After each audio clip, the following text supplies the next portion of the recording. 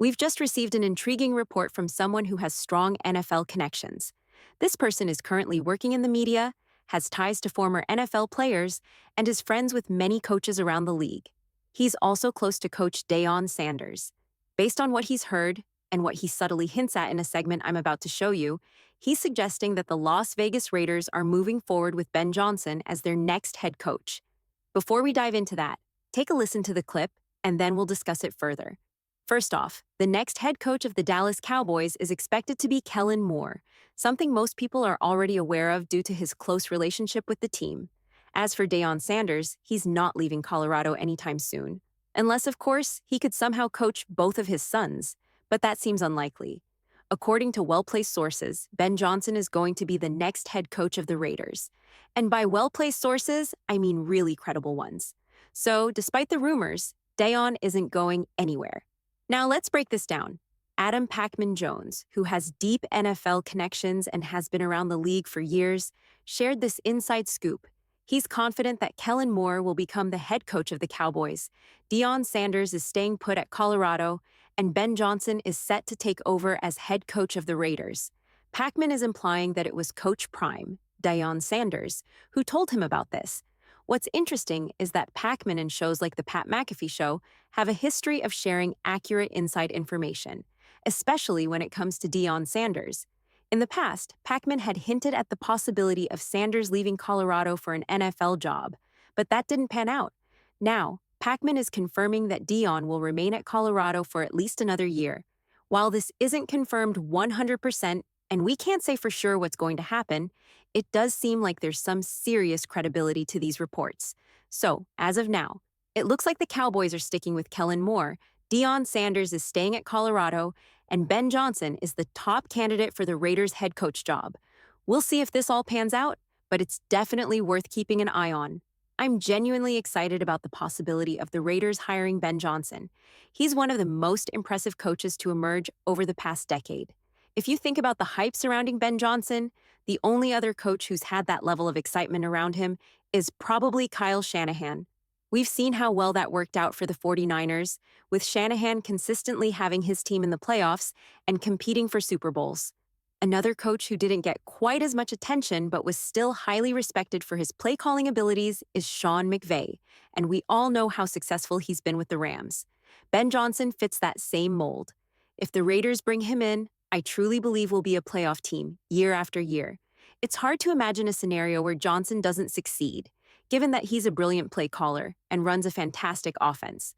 Of course, for the Raiders to reach their full potential, the defense will need to step up as well. But I have a lot of confidence in the talent we have on that side of the ball, including players like Max Crosby, Malcolm Kuntz, and Christian Barmore.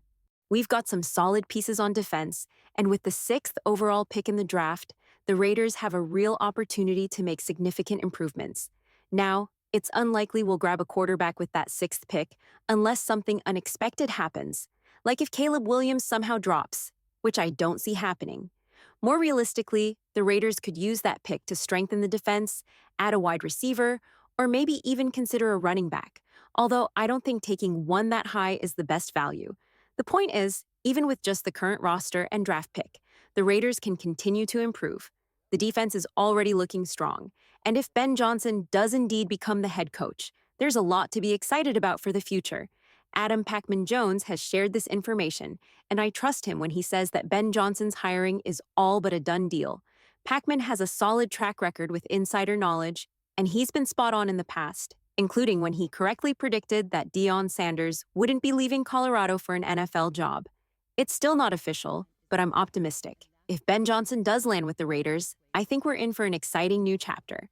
Let's hope it all comes together. Interestingly, the Raiders are still in the process of conducting interviews for their head coaching position. Albert Breer recently reported that they are interviewing Ron Rivera, the former head coach of the Washington Commanders and the Carolina Panthers. Given the reports suggesting that Ben Johnson is likely the guy to land the job, it's a bit surprising that the Raiders are continuing to interview other candidates. However, this could be part of their due diligence. It's worth noting that Ben Johnson's interview with the Raiders was conducted virtually, not in person. This could mean that while he might have already expressed interest in the position, the Raiders want to make sure they've thoroughly explored all their options.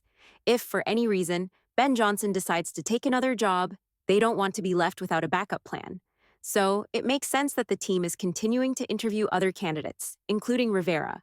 I like Ron Rivera as a coach, but I wouldn't put him at the top of the list compared to other potential candidates.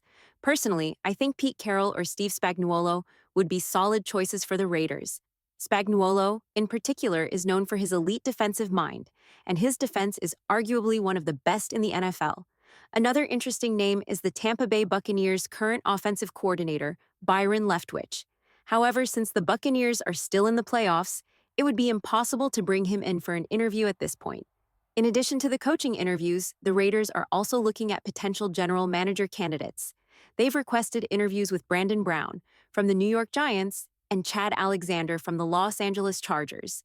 This is notable because neither of these GM candidates has any direct connection to Ben Johnson.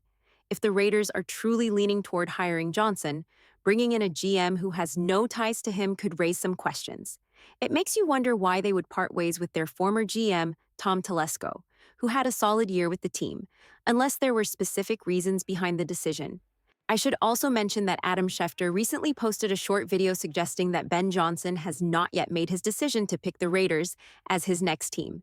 So, while it seems like he's the favorite, it's not yet a done deal. The situation is still unfolding, and we'll have to wait and see how it all plays out. I can understand why Adam Schefter would put out the information that Ben Johnson hasn't fully committed to any team yet.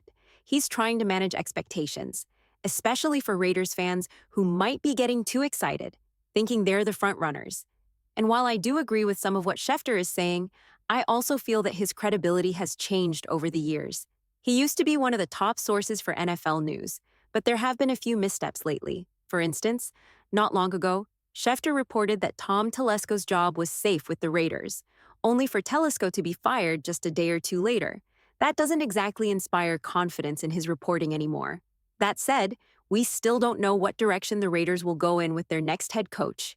It could very well be Ben Johnson, or they might end up choosing someone else. The important thing is that the Raiders need to make the right decision with their next hire. Since the team hired John Gruden, we haven't had a proven, experienced coach leading the way. And it's becoming clear that in today's NFL, you need someone with a proven track record to succeed. Without a strong, established head coach, it's hard to find lasting success. There's also an interesting piece of information I came across recently. Reportedly, Tom Brady reached out to Bill Belichick to pick his brain on what makes a team successful. While we don't know the full details of that conversation, it's likely that Belichick emphasized the importance of having a strong head coach at the helm. A great coach is the foundation of a winning team, and the Raiders need to prioritize that moving forward. Now, before we dive into the next topic, I want to take a moment to share my picks for this upcoming week in football. The season is almost over, which is hard to believe, especially with the Raiders' season already in the rearview mirror. But there are still some exciting games ahead. We have 4 games this weekend, followed by 2 games the next week, and then the Super Bowl in about a month. For the upcoming games, I want to talk about the Kansas City Chiefs taking on the Houston Texans. The Texans have a solid defense, one of the best in the NFL, largely due to their strong scheme and a really good defensive line. While I don't think Travis Kelce is quite the player he used to be, I do expect him to have a strong game, especially after the Chiefs had a bit of a break. They benched their starters in the final game of the season and then had a bye week, so they'll be well rested. Kelce always seems to show up in the playoffs, so I'm expecting big things from him. For my picks this week, I'm going to take the over for Travis Kelce. I'm predicting he'll have at least 7 catches against the Houston Texans. The Texans have a strong defense, but I believe Kelce will be a key target for Patrick Mahomes. Even though the Texans have an elite defensive scheme, I think tight ends are less affected by that than wide receivers, so Kelce should still have a solid game. Next up, I'm going with Xavier Worthy for a touchdown. Worthy has been on fire these past few weeks, showing off his skills as a rookie wide receiver. He's been playing like one of the best in his class, so I'm confident he'll get into the end zone at least once this week. As for Jaden Daniels, he should have another good game, despite being in a tough environment in Detroit. There's been some confusion around whether the Raiders even looked into him, with some reports suggesting the team didn't reach out to him, but others claiming the opposite. Either way, I think Daniels will perform well. The Detroit Lions, with Jared Goff as their quarterback and Ben Johnson calling plays, have been really effective. I expect them to put up a lot of points, especially against the Washington Commanders, who have a defense run by Dan Quinn. Quinn's scheme, which focuses on a lot of cover three looks, can be tough for inexperienced quarterbacks to crack. However, with a strong play caller like Johnson, I think the Lions will take advantage of the Commanders' defense and score big, leading to Daniels throwing multiple touchdowns. I'll take the over on him throwing at least 2 touchdowns. Lastly, Jalen Hurts. I'm taking the over on 205 passing yards. The Eagles are playing the Rams in Philly, and while the weather could be an issue with potential snow, I believe Hurts will bounce back after a subpar performance in his last game. He's going to want to prove that he can carry the team, so I expect him to surpass 205 passing yards. Overall, these picks are based on the belief that key players like Kelsey, Worthy, Daniels, and Hurts will step up and shine in important matchups. Let's see how it all plays out. I'm also going to take the over on 205 passing yards for Jalen Hurts. I think he'll bounce back and have a solid performance. Moving on to another pick, I'm going with the over on 2.5 rushing yards for Puka Nacua.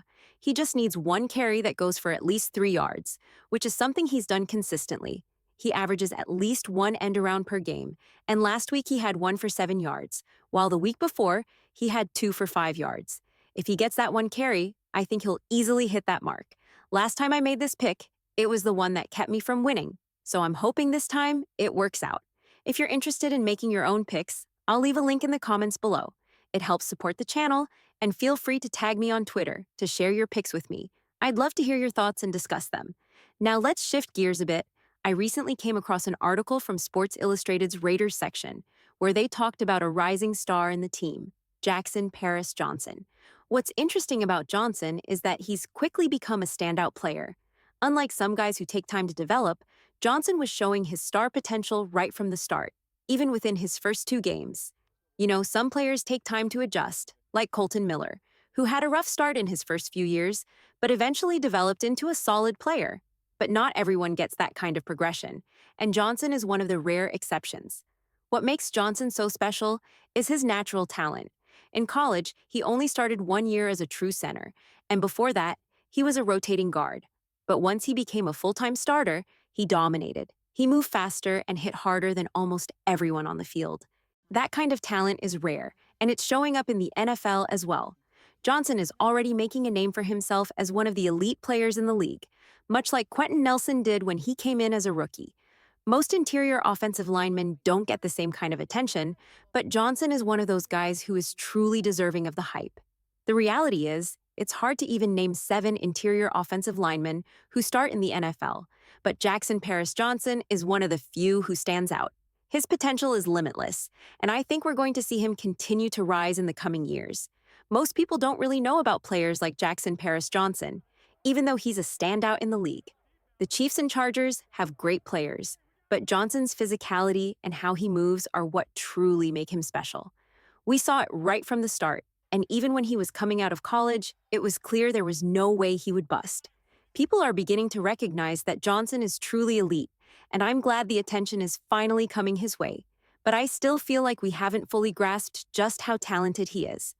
A few weeks ago, I posted a video about him on TikTok, and there were so many comments saying he wasn't as good as other players like Zach Frazier of the Steelers or Cooper Beebe of the Cowboys, but they're missing the point. Johnson is a different type of player. I genuinely believe that by next season, he will be the best center in the NFL. Right now, players like Creed Humphrey and Cam Jensen are probably considered better, but by the end of next year, Johnson's progression from his first to second season will put him at the top of the list. That's the trajectory he's on, and it's a truly exciting one to watch. In fact, I'd argue that Jackson Paris Johnson will be a better center than Brock Bowers will be a tight end, which is a bold statement, especially because Bowers is expected to be one of the best tight ends in the NFL. But that's how great these two players are.